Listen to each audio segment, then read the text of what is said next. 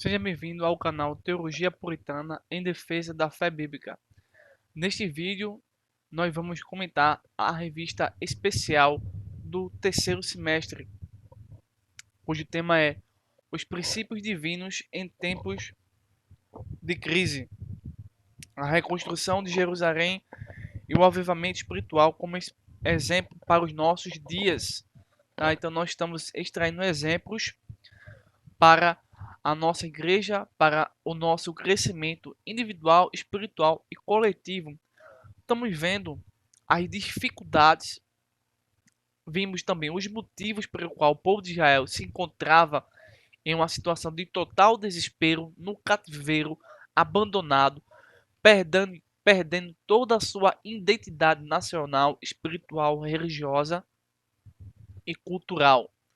Nós vimos também que diante do Império Babilônico e de seus reis, dos seus monarcas, dominadores, vemos também a ação do grande inimigo do ser humano, Satanás, querendo assim acabar com a fé, com a revelação que iniciou-se primeiramente através de um ato de bondade exclusiva de Deus para com o homem. O objetivo do inimigo de nossas almas é acabar com aqueles que ainda conservam, em um certo sentido, a fé em Deus genuinamente. Então, acabando com a nação de Israel, acabaria com a manifestação do Filho de Deus. Isso fazia parte dos objetivos de Satanás, mas, graças a Deus, Deus interveio décadas à frente e impediu que a tragédia se tornasse extinção. Então nós estamos vendo como o povo de Israel, através de fatos históricos, ele se comportou. Vimos também que homens de Deus continuaram orando, se empenhando na obra, e vimos também pessoas que, dentro da nação de Israel, se tornaram árduos de inimigos do poder de Deus. E também estamos vendo e vindo também como se proteger dessas pessoas, não só do reino espiritual, mas das pessoas físicas. Há toda uma situação, e agora nessa lição de número 6, tá? Na página 38 da revista, nós vamos encontrar Neemias reconstruindo os muros de Jerusalém. Deixa eu colocar agora aqui no PDF, tá? Para a gente pegar. Vocês estão vendo aí? Neemias reconstrói os muros de Jerusalém. Nós temos aqui coisas fenomenais, importantes. Vamos começar aqui com o texto áureo, que diz assim: Nunca mais se ouvirá de violência na tua terra, de desolação ou destruição nos teus termos, mas aos teus muros chamarás salvação, e às tuas portas louvor. Isaías capítulo 60, versículo 18. Nós temos nesse texto, amigos e irmãos na fé, que os muros chamarás salvação. Então, muro aqui, não só simbolicamente, mas literalmente, tanto na antiguidade, se você for observar, servia como proteção contra inimigos ferrenhos. Mas nós temos vendo agora a degradação pelo qual Israel está se erguendo e pondo uma barreira. Então, muro, tá? Devemos compreender aqui que o povo de Israel reconstrói internamente a sua fé. Não adianta você ter um muro, uma estrutura denominacional, com ferro, cimento, blocos de tijolos, que com a chuva, com o tempo, se acaba. Se a estrutura interna não foi reconstruída. Então, neste textual, já temos toda a lição, se você for realmente meditar. Porque quando não existe reconstrução interna, psicológica, emocional, racional no ser humano, nós temos violência, nós temos a alma humana como uma terra desolada, destruída, como um deserto sem água. E a partir do momento que nós colocamos muros de proteção sobre o que nós acreditamos, sobre onde nós agimos, nós estamos impedindo a ação e o crescimento do reino das trevas. Bem sabemos que os muros nessa época serviam para proteger de inimigos externos, tá? Mas se você observar bem, era necessário também que os muros mentais pudessem também ser reconstruídos, para assim a obra de Deus continuar. Na verdade prática, você observa o seguinte: somente despertados podemos vencer qualquer obstáculo para realizarmos a obra de Deus. Então nós precisamos despertar, né? Colocar limites, o qual é pegando ponto para os dias de hoje. Hoje a igreja, a grande maioria das igrejas, não digo todas, mas 99% das igrejas hoje, se você prestar atenção, elas estão sucumbidas a filosofias, a ideologias de homens, de demônios. E o evangelho de Cristo está sendo aí esquecido, tá? Hoje, se você abrir seus olhos, você não encontra hoje pregador falando do arrebatamento. Você hoje não encontra ou um professor falando sobre o arrebatamento mais, sobre a vinda de Cristo. Você não vê hoje pessoas pregando o autêntico evangelho, tá? Por exemplo, você hoje em dia aqui no Brasil é crime se você for abrir seus olhos. É crime se você disser homossexualidade é abominação. Hoje você encontra em culto nenhum alguém dizendo isso. Só encontra prosperidade, prosperidade, prosperidade e o inimigo crescendo o seu reino nesta terra, esperando o exato momento para a grande puração. Então nós precisamos pôr limites, colocar um muro de separação, tá? Precisamos disso. Precisamos ter o conhecimento de Cristo, que está acima de todos. Pois bem, indo adiante, amigos, irmãs, irmãos na fé, temos aqui a leitura bíblica em classe, que é Neemias capítulo 1, versículo 1 ao versículo 4, e o capítulo 2, versículo 1 ao versículo de número 9. Quero chamar sua atenção que toda a revista era ter uma didática, uma pedagogia, uma metodologia, uma forma de ensino, tá? Sem isso, estaríamos como um navio sem rumo, sem direção. Então nós precisamos nos manter nesse objetivo, tá? Se esse objetivo for bíblico, tá? Se não for, a gente descarta. O objetivo dessa lição, como cada lição tem um objetivo, tá? O objetivo dessa lição é o seguinte: mostrar que foi Deus do Antigo Testamento que despertou Neemias o desejo de restaurar os muros de Jerusalém. Não foi mais ninguém. Foi Deus, através de sua caridade, de sua bondade, do seu amor, vai a Neemias e o desperta, porque Neemias, assim como os demais, estava adormecido, tá? Objetivo específico. Nós temos aqui 6 objetivos específicos, tá? Primeiro, mostrar como Deus respondeu às orações de Neemias após Neemias ser despertado. Neemias ora. Segundo, saber como foi a ida e a chegada de Neemias a Jerusalém. Explicar como Neemias iniciou a reconstrução dos muros. Compreender que o levantamento dos muros provocou grande oposição. Então, lembra-se que essa palavra aqui está sempre próxima das lições, né? Grande oposição. Quinto, objetivo específico, apontar como foi a inauguração solene dos muros. Sexto, conscientizar a respeito dos ensinos que a construção do muro traz. Entrando aqui, tá?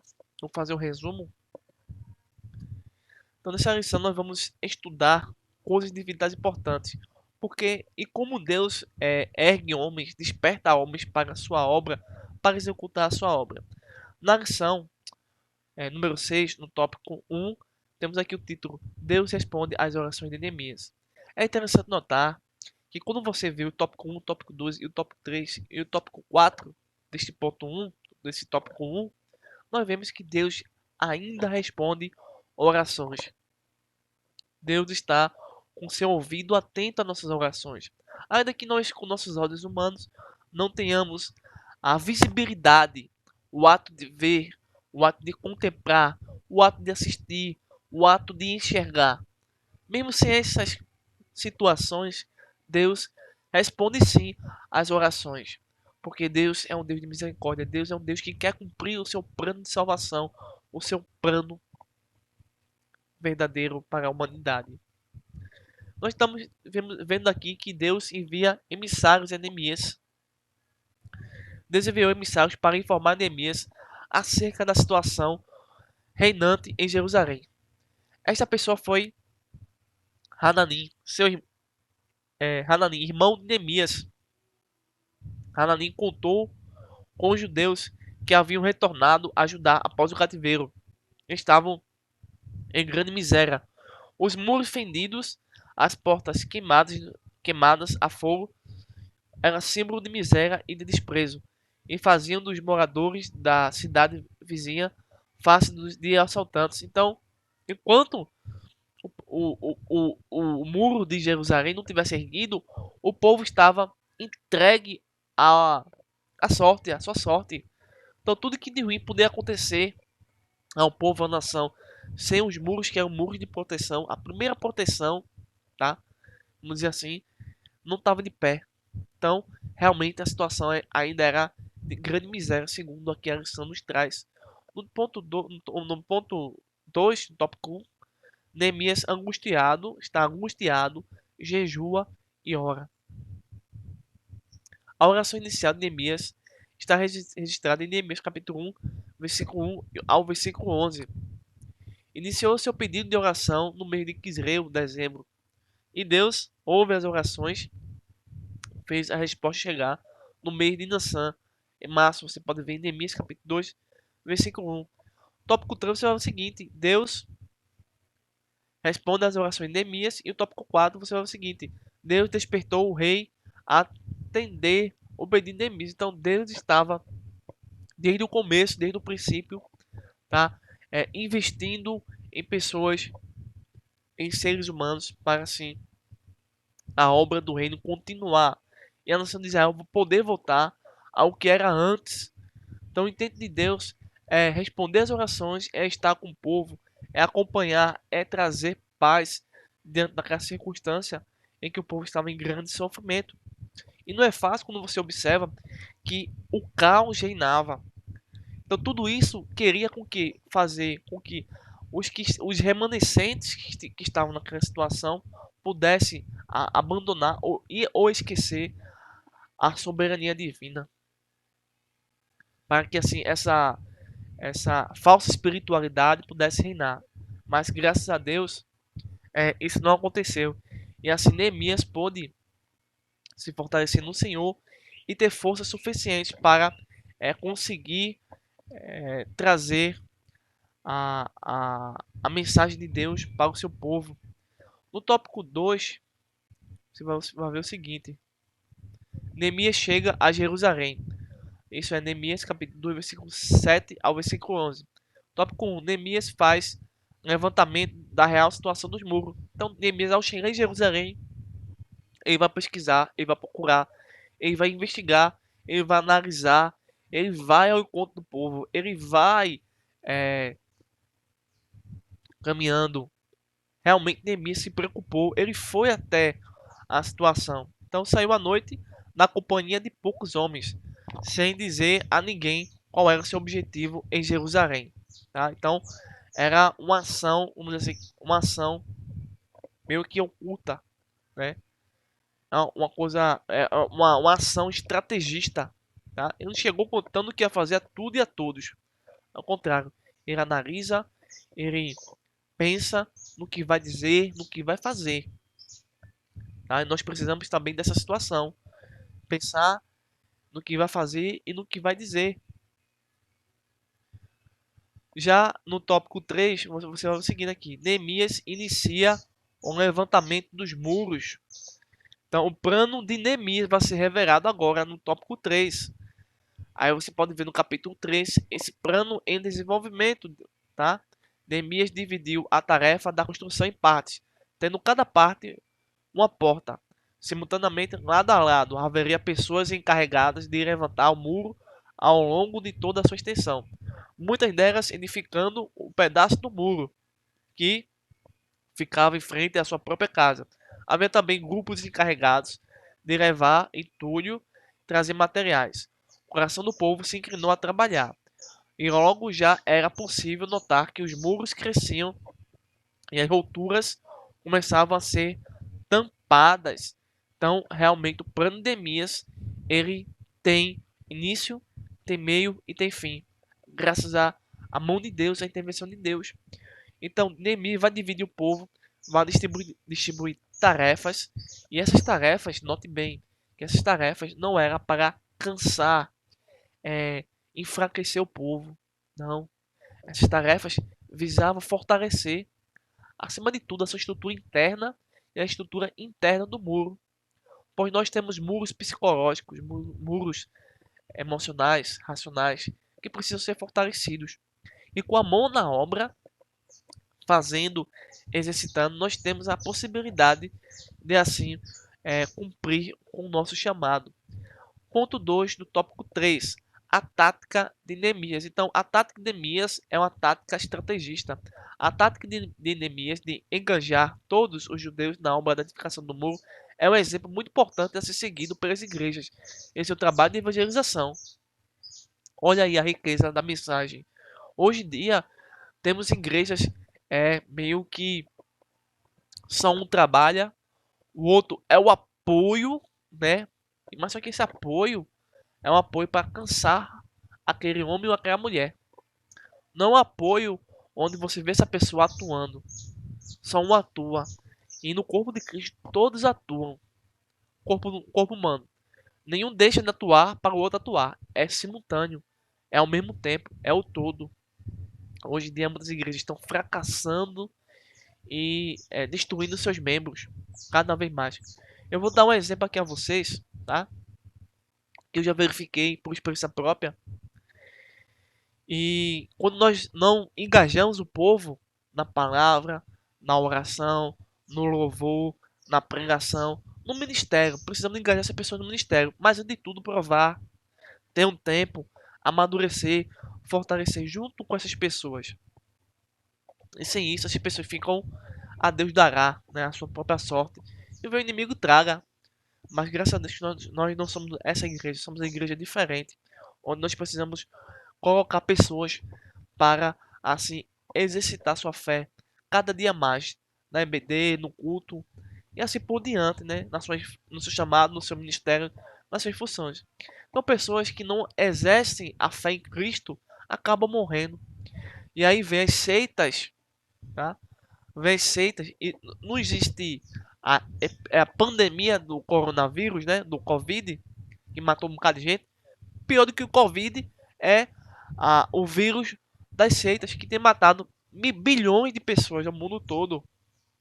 Eu tenho dois exemplos disso que tenho de conhecimento meu, pessoas que hoje estavam na igreja, mas por não estarem engajados na igreja, por não terem amadurecido, fortalecidos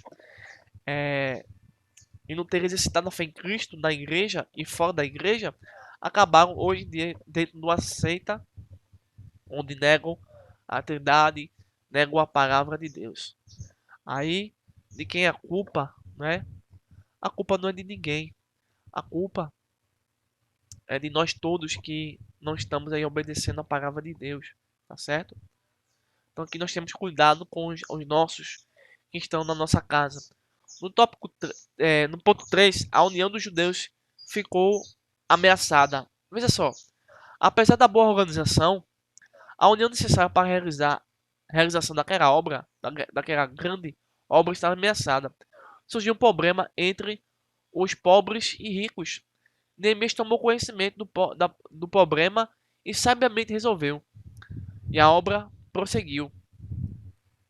Graças a Deus que algumas coisas que vão acontecer desde a sabedoria para a gente assim poder corrigir, orientar, não condenar, tá? Não condenar, mas salvar, restaurar, chamar de volta, abraçar e colocar essas pessoas na obra. Tópico de número 4. Vamos ver aqui o tópico número 4. O levantamento dos muros provocou grande oposição. Hoje em dia, quando você prega a palavra de Deus, quando você realmente ensina a palavra de Deus, você está erguendo os muros que estão caídos atualmente. O muro da igreja foi caído, está destruído. E precisamos de pessoas como Neemias para reconstruir estes muros, para frear a ação de grupos politicamente incorretos que vêm destruir a igreja, tá?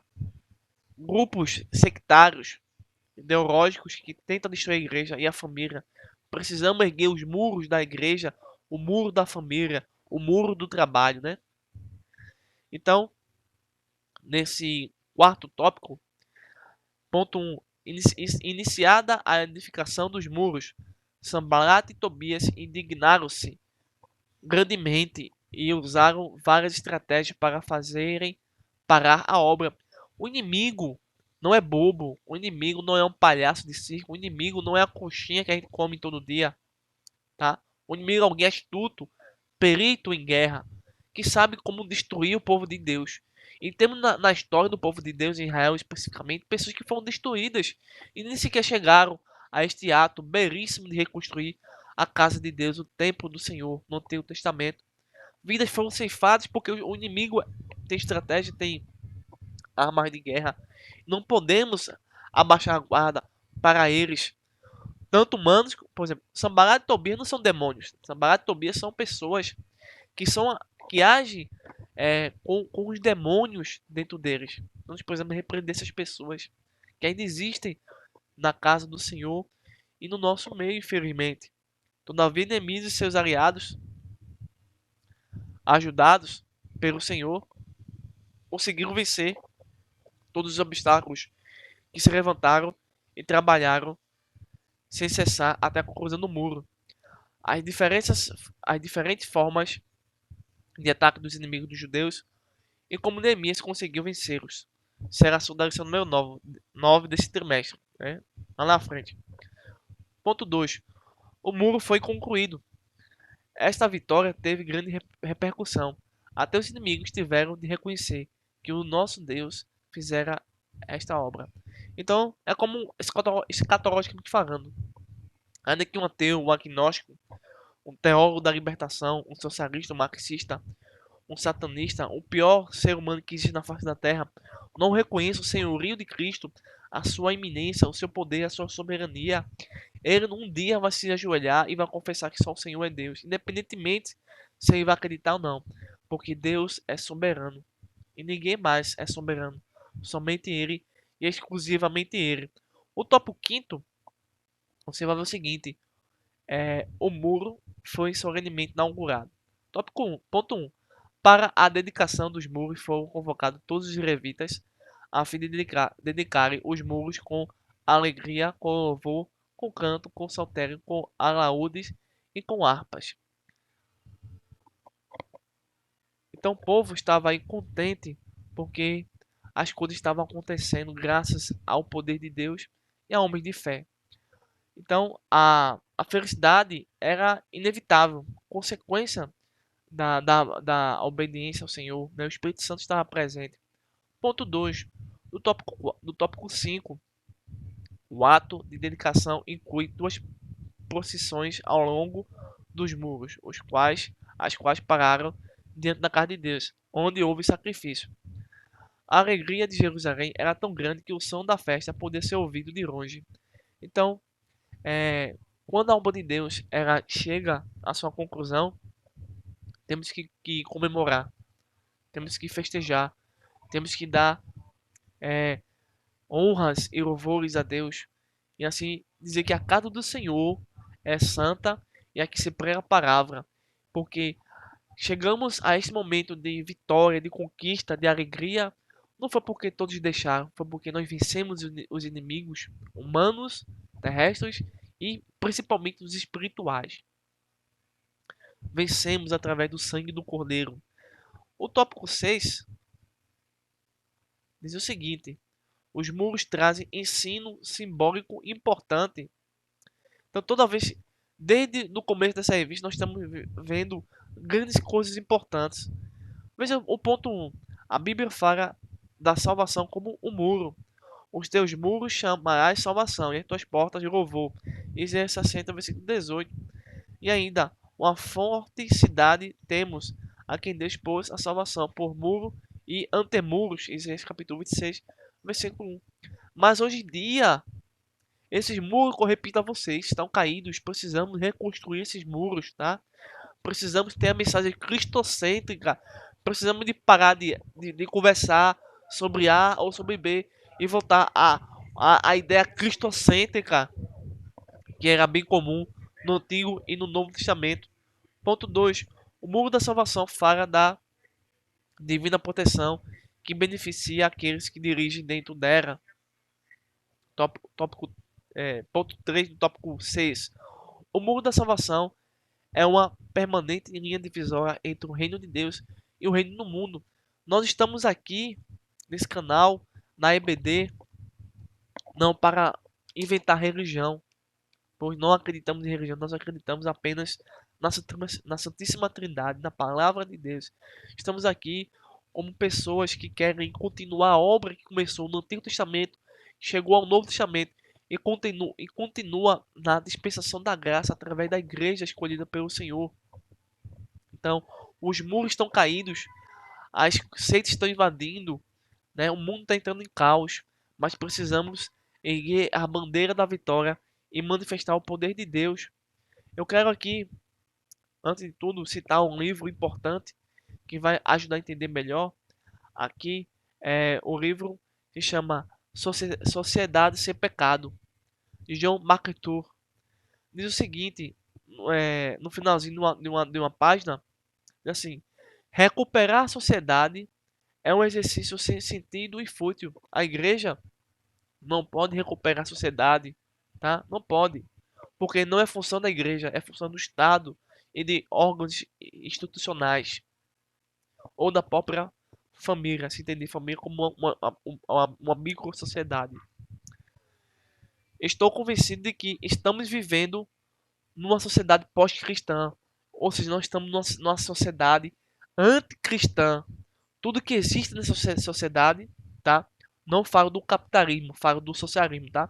Essa sociedade socialista atual, infectada pelo marxismo, é uma sociedade pós-cristã. E pós-cristã é algo contra, antibíblico, uma civilização que existe sob o julgamento de Deus. Então nós estamos vivendo um dos julgamentos de Deus para corrigir o mal.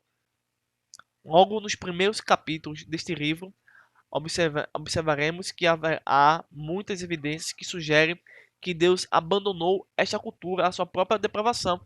Realmente Deus abandonou essa cultura, a cultura de um modo geral, à sua própria destruição e depravação. Com certeza, ele não está interessado em uma reforma moral e superficial na sociedade não regenerada. Ou seja, não pode existir um ato de salvar essa sociedade pós-cristã porque ela não foi regenerada, ela não recebeu a graça de Deus, não se arrependeu dos seus pecados. O propósito de Deus para este mundo e a única comissão legítima da igreja é a proclamação da mensagem do pecado, da salvação ao indivíduo a quem Deus redime e retira do mundo. O propósito de Deus para o mundo é salvar aqueles que se arrependem dos pecados e creem no Evangelho, e não trabalhar com correções de fachada numa cultura moralmente falida. Ou seja, nós quando entendemos que para reconstruir, né, a lição número 6 fala sobre o quê? Vamos voltar aqui. Lição número 6. Neemias reconstrói os muros de Jerusalém. Então, Neemias está pegando blocos de tijolo e reconstruindo. Nós estamos falando desse tipo de construção, desse tipo de sociedade, desse tipo de civilização. Construir prédios, mais igrejas, mais denominações. Não. Precisamos entender que essa cultura está fadada ao esquecimento, ao abandono, porque esqueceram de Deus, abandonaram a Deus. Quero terminar essa lição citando Tessalonicenses capítulo 2, versículo 11, e assim dizer que os muros devem ser novamente erguidos com a poderosa mensagem do Evangelho, com a apologética, com a defesa da fé cristã, tá certo? Contra os inimigos que estão na política, nas instituições, nos grupos religiosos, tá? Que são vários. Precisamos do Espírito Santo para nos iluminar com esse caos que está querendo dominar a igreja. Então, a carta 2 Tessalonicenses capítulo 2, versículo 11 diz assim: E por este motivo que Deus lhes envia uma espécie de poder sedutor, a fim de que creiam na mentira. É triste, né? Deixa eu aumentar aqui. Deixa eu aumentar, né? Aqui, ó. Bíblia King James atualizada. É triste saber disso. É triste, mas é a palavra de Deus se cumprindo. E a João Ferreira Almeida atualiza assim: e por isso Deus lhe envia a operação do erro para que creiam na mentira. Então, tudo isso que está acontecendo é porque está havendo a separação. Os muros que estavam caídos estão sendo reerguidos, tá? E essas pessoas que não querem nada com o evangelho, elas vão apenas acreditar na mentira que venha unicamente, exclusivamente de Satanás. Bem, eu espero que você tenha gostado deste nosso comentário na revista e que Deus lhe abençoe e guarde em Cristo Jesus, porque o mundo não está fácil. Precisamos voltar a pregar Jesus, somente Ele, e nada mais. Que Deus abençoe o seu BD e até o próximo vídeo. Se você não é inscrito no nosso canal, se inscreva, compartilhe esse vídeo, deixe seu like e o seu comentário. Até o próximo vídeo, se assim Deus nos permitir.